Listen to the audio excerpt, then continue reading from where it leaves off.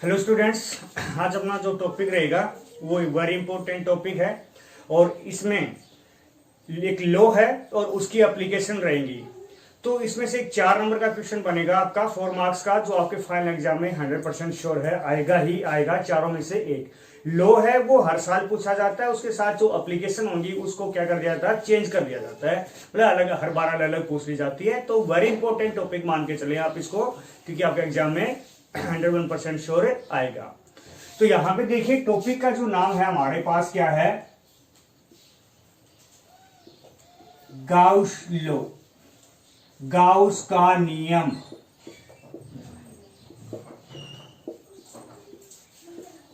ये है आपका।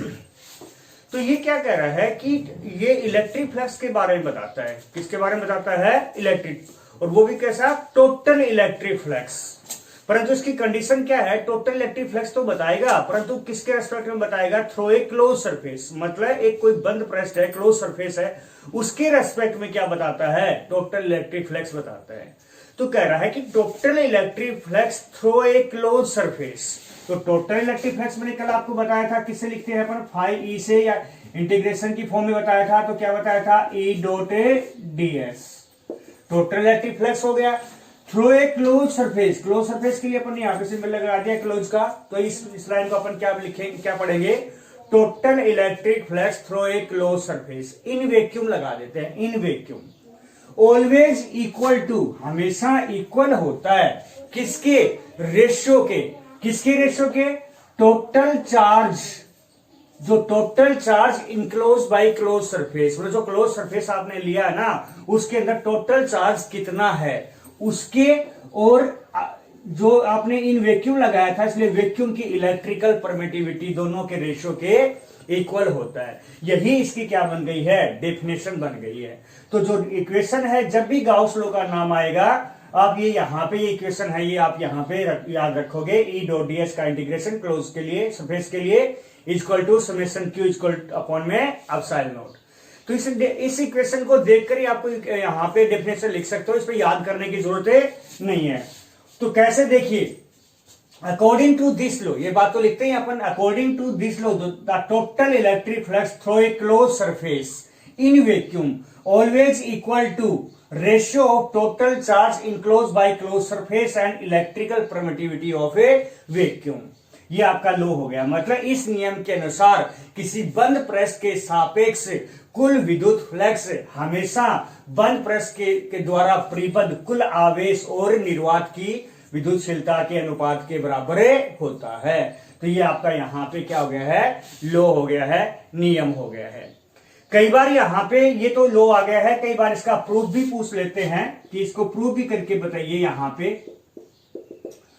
आपको पता है प्रूफ, आपने यहां पे जैसे ट्रिग्नोमेट्री के अंदर 12th क्लास में पढ़ा होगा, कोई भी इक्वेशन दे दी जाती थी तो उसको प्रूव करना होता था। तो अपन कैसे प्रूव करते थे कि उसकी लेफ्ट हैंड साइड लेके चलते थे और उसके राइट हैंड साइड की इक्वल आ जाता था तो वो प्रूव हो जाता था। हम लास्ट में हैंड्स प्रूव, अदरवाइज नहीं आता था तो हम कहते थे क्या क्या हो गया, ये रॉन्ग हो गया। इसी प्रकार से इसको अगर इस लॉ को प्रूव करना है आपको, तो क्या करेंगे? ये जो इक्वेशन है गाउस लॉ की, इसकी लेफ्ट हैंड साइड लेके चलेंगे और इसको अपन राइट हैंड साइड की इक्वल अपन यहां पे शो कर देते हैं, तो हमारे पास यहां पे प्रूव हो जाता है। तो देखिए किस प्रकार से कह रहा है कि मान लीजिए आपने यहां पे कोई चार्ज ले लिया Q, और इसके चारों तरफ आपने क्या ले लिया? क्लोज सरफेस ले लिया, जिसकी रेडियस आपने मान ली है R। कोई दिक्कत है?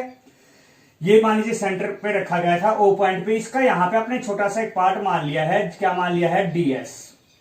ds की डायरेक्शन आपको पता है, ये क्लोज सरफेस है, तो ds की डायरेक्शन यहां पे किधर होगी? कल बताया था एरिया वेक्टर इधर होगी। पॉजिटिव चार्ज है तो पॉजिटिव चार्ज से तो इलेक्ट्रिक फील्ड डेंसिटी डायरेक्शन कैसे होती है? आउटवर्ड। तो इलेक्ट्रिक फील्ड डेंसिटी डायरेक्शन भी किधर हो गई आपके? यहां पे इधर हो गई है। तो यहां पे n की डायरेक्शन भी इधर है, e की डायरेक्शन भी इधर ही है, तो थीटा की वैल्यू यहां पे कितनी आ गई है? 0 आ गई है। वैसे यहां पे ds के ऊपर e की वैल्यू है, ये यहां से आप देख रहे हो तो क्या नजर आ रहा है आपको? पॉइंट चार्ज ही नजर आ रहा है। तो यहां पे पॉइंट चार्ज के कारण इलेक्ट्रिक फील्ड डेंसिटी तो पता है क्या होती है। e की वैल्यू यहां पे वैसे लिख दीजिए, चाहे के क्यू अपॉन में कितने डिस्टेंस पे है? r square. वेक्टर फॉर्म में है तो क्या आ गया आपका? r कैप आ गया। ठीक है कि नहीं है? उसके बाद यहां पे देखिए कि यहां पे अपन अब इसको प्रूव करेंगे, तो यहां पे लिखेंगे according to Gauss law.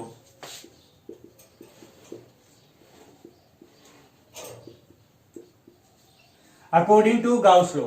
Gauss law के अंदर अपन ने क्या लिखेंगे यहां पे E dot ds equal to summation Q. Summation Q का मतलब टोटल चार्ज। टोटल चार्ज यहां पे क्यू है तो क्यू अपॉन में क्या आ गया आपके पास, एप्सिलॉन नॉट आ गया।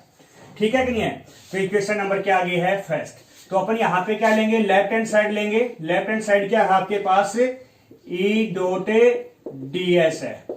इसको खोलिए तो क्या आ जाएगा आपके पास, मतलब फाई E इक्वल टू ले लीजिए लेफ्ट हैंड साइड।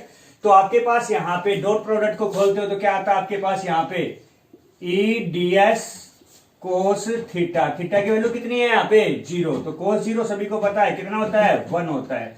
तो आपके पास क्या आ गया कि E ds बच गया। आपको पता है हेयर E की वैल्यू आपको पता है यहाँ पे क्या होती है, KQ बाई आर स्क्वेयर। ठीक है कि नहीं है। तो आपके पास क्या आ जाएगा यहाँ पे, K बाहर आ जाएगा, Q भी बाहर आ जाएगा और आर स्क्वेयर भी बाहर आ जाएगा। तो क्या बचेगा आपके पास यहाँ पे अंदर ds बचेगा। तो ds का इंटीग्रेशन करिए। ds का इंटीग्रेशन करते हुए छोटा सा है ds से आपका सरफेस एरिया, अपने सरफेस एरिया लिया है तो ds का मतलब एक स्फीयर का सरफेस एरिया होगा। स्फीयर का सरफेस एरिया कितना होता है 4 पाई आर स्क्वायर। तो क्या आ जाएगा आपके पास के क्यू अपॉन में आर स्क्वायर इंटू में 4 पाई आर स्क्वायर आ गया। ठीक है कि नहीं है। अब यहां पे अब देख रहे हो कि आर स्क्वायर से आर स्क्वायर कैंसिल आउट हो गया। तो आपके पास किसकी वैल्यू बच गई यहाँ पे, फाई E की वैल्यू बच गई है, कितनी आ गई है, के क्यू बच गया और क्या बच गया है 4 पाई। के की वैल्यू पुट कर दीजिए तो क्या आ जाएगा, के की वैल्यू पुट करोगे तो 1 अपॉन में 4 pi epsilon not Q into में 4 पाई। 4 पाई से 4 पाई कैंसिल आउट हो गया। फाई E इक्वल टू क्या आ गया, Q by epsilon. Equation number 2। तो इक्वेशन नंबर 2 अपन लेके क्या चले थे, लेफ्ट हैंड साइड, और आ क्या गया आपके पास राइट हैंड साइड। तो अपन ने लिख देंगे here left hand side equal to right hand side और हैंड्स प्रूव्ड। तो इस प्रकार से आपसे आप यहां पे पूछा जा सकता है कि गाउस लॉ क्या होता है, तो उसकी डेफिनेशन लिख दोगे। अगर प्रूव करना पूछता है तो यहां पे आप प्रूव भी कर दोगे इसकी। अब इसकी एप्लीकेशन स्टार्ट होंगी, वेरी इंपॉर्टेंट है। आज अपन जो एप्लीकेशन करेंगे वो फर्स्ट एप्लीकेशन जो होगी ना सबसे ज्यादा इंपॉर्टेंट रहेगी। क्यों रहेगी, क्योंकि जो जिस बच्चे को फर्स्ट आपकी एप्लीकेशन आ गई है नेक्स्ट तीनों करने में कोई दिक्कत नहीं आएगी। अगर फर्स्ट ही समझ में नहीं आएगी तो आगे वाली भी समझ में नहीं आएगी। इसलिए एक एक पॉइंट अच्छे से आप देखना है आपको यहां पे।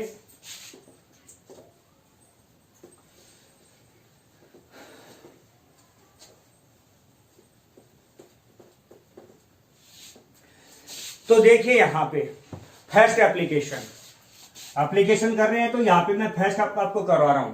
आपसे पूछेंगे कि इलेक्ट्रिक फील्ड इंटेंसिटी निकालिए।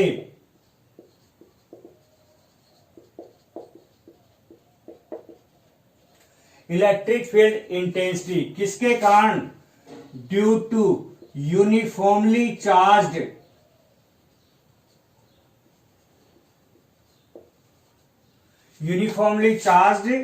ए लॉन्ग वायर।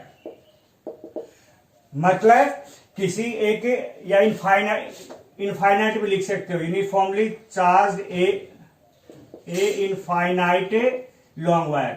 मतलब किसी एक समान आवेशित अनंत लंबाई के तार द्वारा विद्युत क्षेत्र तीव्रता। आपको ये यहां पे एप्लीकेशन का नाम है। मैं आपको एप्लीकेशन करने से पहले आपको बता देता हूं, इसके अंदर 2 डायग्राम बनाऊंगा मैं। फर्स्ट जो डायग्राम होगा वो सिर्फ और सिर्फ किसके लिए होगा, डायरेक्शन के लिए। मतलब पहला जो डायग्राम है उससे हम सिर्फ डायरेक्शन दिशा बताएंगे और जो दूसरा डायग्राम आएगा उसके से हम क्या बताएंगे, मैग्नीट्यूड बताएंगे। तो ये आपको ध्यान रखना है फर्स्ट डायग्राम किसके लिए है। तो देखिए सबसे पहले मान लीजिए मैंने यहां पे इनफाइनाइट लॉन्ग वायर ले लिया है।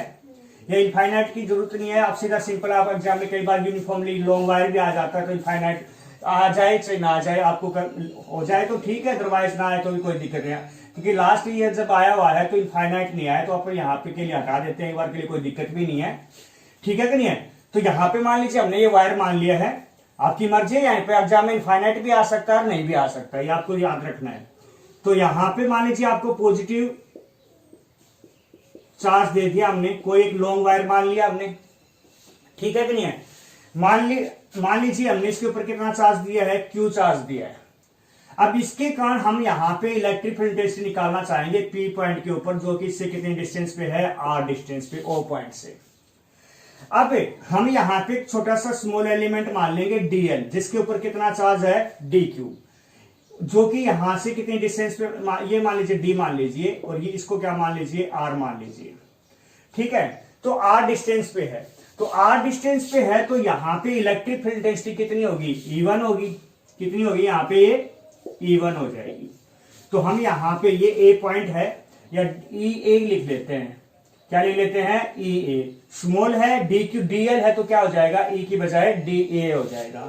तो यहां पे अपन लिखेंगे electric field intensity at point P due to DLA, ऐसे लिख देंगे, DLA के कारण P पॉइंट के ऊपर इलेक्ट्रिक फील्ड इंटेंसिटी। तो फॉर्मूला तो सभी को पता ही है, क्या होता है, के क्यू बाई आर स्क्वायर, के की जगह के क्यू की जगह क्या है, डी क्यू, अपॉन में आर स्क्वायर, आर की जगह आर ही है तो आर स्क्वायर आ गया। अलोंग डायरेक्शन लिख दीजिए, अलोंग किधर है, यहाँ पे आपके पास A to P आ गया, कोई दिक्कत है। इक्वेशन नंबर क्या आ गई आपके पास, फर्स्ट आ गई है। उसी प्रकार से यहां पे को स्मॉल एलिमेंट ले लेंगे अपन डीएल, कितने पॉइंट पे, P पॉइंट पे, ये भी कितने डिस्टेंस पे है, R पे। इसकी डायरेक्शन किधर हो जाएगी आपकी, यहाँ पे इधर हो जाएगी। इसका नाम क्या दे देंगे, DB दे देंगे। तो उसी प्रकार से लिखेंगे अपन यहाँ पे electric field intensity at point P, परंतु किसके कारण, ड्यू टू DLB के कारण यहाँ पे इलेक्ट्रिक फील्ड इंटेंसिटी आएगी। तो क्या लिखेंगे यहाँ पे, DEB इज इक्वल टू के की जगह के और क्यू की जगह यहाँ पर भी डी क्यू और यहाँ पर भी कितना है, आर स्क्वायर, परंतु डायरेक्शन क्या है इसकी, B to P, along B to P है। इक्वेशन नंबर क्या आ गया आपके पास, सेकंड आ गई। अब देखिए, मान लीजिए एंगल थीटा है, तो ये भी कितने का, थीटा, तो ये दोनों, तो यहाँ पे दोनों भी कितने के हो गए, थीटा के। आपको पता है कि कोई भी वेक्टर क्वांटिटी, डायरेक्शन लिखी, इसका मतलब वेक्टर क्वांटिटी तो है ही, तो वेक्टर क्वांटिटी किसी लाइन के साथ एंगल बनाती है तो कितने कंपोनेंट्स में डिवाइड हो जाती है, दो कंपोनेंट्स में। किसी प्रकार से DA हो चाहे DB, दोनों कितने कंपोनेंट्स में डिवाइड हो जाएंगे, दो में। क्या आ जाएगा यहाँ पे, DEA कोस थीटा, इधर क्या आ जाएगा, DEA साइन थीटा। इसी प्रकार से इसकी बात करेंगे तो DEB कोस थीटा, और इधर क्या आ जाएगा, B साइन थीटा। अब अपन यहां पे, ये हमारे पास चार आ गई है, तो हम यहां पे लिख देंगे by equation first and second. Equation first और सेकंड देखिए, डायरेक्शन अलग अलग है परंतु मैग्नीट्यूड तो क्या है, सेम है। तो हम यहां पे ये लिख सकते हैं DEA का मैग्नीट्यूड और DEB दोनों का मैग्नीट्यूड क्या है, इक्वल है। ठीक है कि नहीं है, तो यहां पे ये आपका आ गया है। अब हम इक्वेशन थर्ड के अकॉर्डिंग क्या लिखेंगे कि अकॉर्डिंग टू, जैसे कल भी लिखी थी line, according to equation third DEA sin theta and DB sin theta have equal magnitude and opposite direction, so they cancel out each other। मतलब समीकरण 3 के अनुसार DA sin theta और DB sin theta का परिमाण समान है और दिशा विपरीत है, इसलिए वो एक दूसरे को क्या कर रहे, एक दूसरे को निरस्त कर देंगी। तो ये एक दूसरे को निरस्त कर देंगे, बात यहां पे लिख देंगे।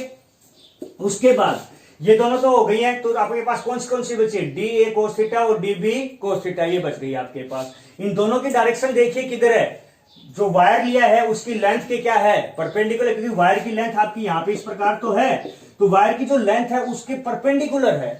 तो यहां पे अपन नीचे लाइन लिखेंगे, so here we find the electric field intensity only due to DA cos theta DB cos theta. मतलब इसलिए हम P पॉइंट के ऊपर जो विद्युत क्षेत्र है वो DA cos थीटा और DEB cos थीटा के कारण प्राप्त करेंगे, जिन that direction is perpendicular to the length of the wire, जिसकी दिशा जो तार है उसकी लंबाई की क्या होगी, लंबवत होगी। तो इस प्रकार से हमारे इस डायग्राम के द्वारा क्या पता चला कि जो इलेक्ट्रिक फील्ड इंटेंसिटी होती है किसी यूनिफॉर्मली चार्ज वायर के कारण, उसकी डायरेक्शन हमेशा उसकी वायर की लेंथ के क्या होगी, परपेंडिकुलर होगी। तो ये फर्स्ट डायग्राम मैंने बताया था वो किसके लिए था, ये बता दिया आपको, जिससे हमें डायरेक्शन पता लग गई है कि इलेक्ट्रिक फील्ड इंटेंसिटी हमेशा वायर की लेंथ के परपेंडिकुलर होती है। फिर आधा काम कंप्लीट हो गया इस टॉपिक का, आधा रह गया। अब दूसरा डायग्राम जो बनाऊंगा वो किसके लिए बनाऊंगा, मैग्नीट्यूड के लिए। तो देखना किस प्रकार से,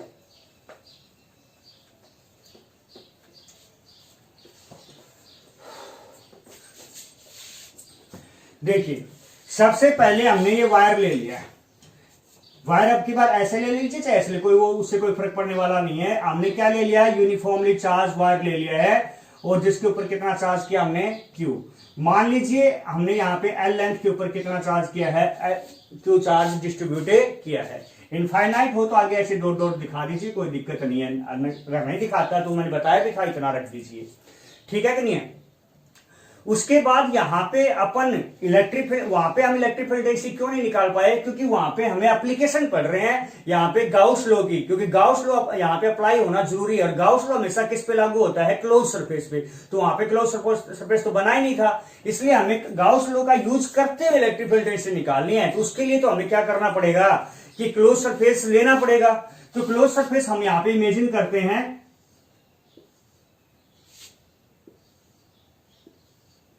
तो हमने यहां पे आपने देखा है क्लोज सरफेस ले लिया है, जिसकी लेंथ कितनी है, L है, और रेडियस हमने मान ली है, कितनी मान ली है, R मान ली है। तो हमने यहां पे एक इमेजिन कर लिया है क्लोज सरफेस जिसकी लेंथ L है, रेडियस R है। हम यहां पे देख रहे हैं क्लोज सरफेस कोई एक अपने आप में नहीं है, तीन पार्ट मिलकर बन रहे हैं। जैसे मान लीजिए ये मार्कर है, ये वाला पार्ट और उसके चारों तरफ वाला पार्ट, तीनों मिलकर क्लोज बना रहे हैं। इसी प्रकार से ये वाला और इसके चारों तरफ वाला, तीनों मिलकर क्लोज बना रहे हैं। तो हम यहाँ पे तीन स्मॉल एलिमेंट लेंगे सरफेस एरिया के, ये ले लिया हमने DS1 और ये ले लिया हमने DS2, और एक इस पे भी लेना पड़ेगा हमें, ये हमने ले लिया है DS3। तीनों की डायरेक्शन पूछूं मैं आपसे, मैंने पूछा था, कल भी बताया था आपका, यहां पे इसकी डायरेक्शन किधर होगी, इधर होगी। तो इसकी डायरेक्शन आपकी यहां पे इधर हो गई है एन कैप, इसकी पूछूं तो इधर हो जाएगी, तो इसकी इधर हो गई है एन कैप, और इसकी पूछूं तो इसकी ऊपर हो गई है।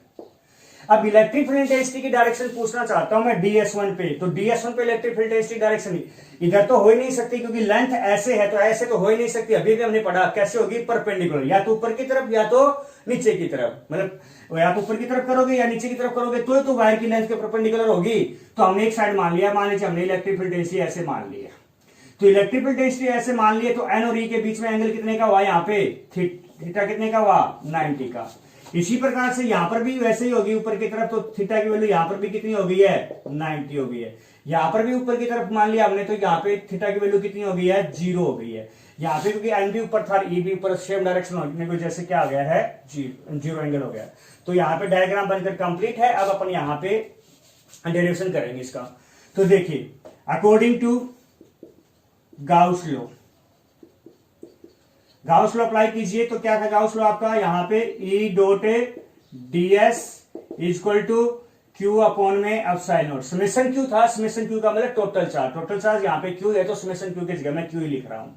इसको यहाँ पे आपको पता है E डॉट DS एक क्लोज सरफेस है। क्लोज सरफेस हमारे पास अपने आप में कोई एक तो है ही नहीं, हमारे पास तीन पार्ट मिलकर क्लोज बना रहे हैं। तो मैं यहाँ पे E डॉट DS है ना, इसको तीन पार्ट में लिखूंगा। देखना कैसे, यहां पे मैंने लिख दिया है E डॉट DS1 प्लस में E डॉट DS2 प्लस में E dot DS3 equal to Q upon में एप्सिलॉन नॉट। क्योंकि देख लीजिए DS1, DS2 और DS3 तीनों मिलकर क्या बना रहे हैं, क्लोज बना रहे हैं। यहाँ पे क्लोज का सिंबल था, यहाँ पे मैंने क्लोज का सिंबल बना दिया, गलत थोड़ी ना हो गया, क्योंकि यहाँ पे क्लोज लगाने का मतलब अपने आप में क्लोज हो जाता है। ये तो तीनों मिलकर क्लोज बना रहे हैं, इसलिए तो हमने इसकी जगह एक की जगह तीन लिखे हैं यहाँ पे। क्लियर है ये बात। अब इस डॉट प्रोडक्ट को खोल दीजिए, तो क्या आएगा आपके पास, EDS1 cos 90 कितना है आपके पास, 90 आ गया, क्योंकि यहां पे DS1 पे कितने का एंगल बना रहा है, 90 का। प्लस में क्या आ जाएगा, EDS2 cos 90 प्लस में क्या आ गया, EDS cos 0 equal to Q upon में एप्सिलॉन नॉट। आपको पता है cos 90 कितना होता है, 0 होता है, cos 0 कितना होता है, 1 होता है। तो ये वाली टर्म और ये वाली टर्म तो क्या हो गई, 0 हो ही गई। एक बच गई आपके पास, कौन सी बच गई है, EDS3 बच गई है। तो EDS3 बच गई है Q अपॉन में एप्सिलॉन नॉट। E बाहर हो गया, क्या बच गया, DS3 Q by epsilon not. DS3 देखिए यहां पे है, एक सिलेंडर के यहाँ पे एक छोटा सा सरफेस एरिया है, इसका इंटीग्रेशन का मतलब टोटल सरफेस एरिया। एक सिलेंडर का सरफेस एरिया क्या होता है 2 पाई आर एल, कितना होता है 2 पाई आर एल। तो ds3 का इंटीग्रेशन क्या आ जाएगा यहाँ पे E इंटू में 2 पाई आर, रेडियस लेंथ L हो गई है, और Q अपॉन में एप्सिलॉन नॉट। अब अपन यहाँ पे अपने को तो E निकालनी है, तो बाकी टर्म नीचे ले जाएंगे, तो क्या आ जाएगा आपके पास, देखना यहाँ पे, तो E इक्वल टू क्या आ जाएगा आपके पास Q अपॉन में 2 pi epsilon not R L. 2 से मल्टीप्लाई कर देता हूं, 2 से डिवाइड क्यों कर देता हूं, मेरे को कैसे पता चला, क्योंकि मेरे को पता है 1 अपॉन में 4 पाई एप्सिलॉन नॉट क्या होता है, के होता है। तो 2 से मल्टीप्लाई कर दो, 2 से डिवाइड कर दो, तो क्या आ जाएगा 2Q अपॉन में 4 pi epsilon not R L. आपको पता है 1 अपॉन में 4 पाई एप्सिलॉन नॉट क्या होता है, के, तो क्या आ जाएगा 2KQ अपॉन में आर एल बच गया। और Q बाई एल कौन सा डिस्ट्रीब्यूशन है, तो ये बताइए, कल बताया था आपको लीनियर सरफेस और वॉल्यूम, लाइन पे है तो लीनियर चार्ज डिस्ट्रीब्यूशन, क्या आया था formula, lambda, lambda equal to क्या होता है Q बाई एल। तो क्या आ जाएगा E equal to 2K lambda by R. ये आपके पास आंसर आ गया है, कोई दिक्कत है। अब यहां पे आपने देखा ये आंसर आ गया, वैसे आपका वेक्टर फॉर्म में लिखना चाहो तो ये मिटा देता हूं मैं, वेक्टर फॉर्म में लिखना चाहो तो किस प्रकार से आ जाएगा आपके पास E equal to 2K lambda upon में R इंटू में R कैप, ये वेक्टर फॉर्म में हो गया है। वैसे 2K लैम्डा कांस्टेंट होता है, तो यहां पे क्या गया 1 अपॉन में R। आपने देखा कि यहां पे इलेक्ट्रिक फील्ड डेंसिटी किस पे डिपेंड कर रही है, R पे। कैसे कर रही है, इनवर्सली प्रोपोर्शनल। तो किस प्रकार से अगर ग्राफ ड्रॉ करवा दिया जाए तो कैसे करोगे आप, यहां पे E वोल्ट पर मीटर या न्यूटन पर कूलम, तो कैसे आएगा पैराबोलिक। अगर आपका ग्राफ ऐसे पूछा जाता 1 बाई आर पर मीटर E वोल्ट पर मीटर, तो कैसा आ जाता आपके पास स्ट्रेट लाइन।